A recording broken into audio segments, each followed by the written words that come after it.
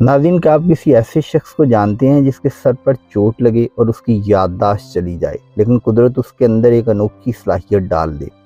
ये कहानी है अलोंसो क्लेमेंस की। बचपन के एक हादसे ने उसकी ज़हनी सलाहियतें छीन ली। वो ना पढ़ सकता था ना लिख सकता था।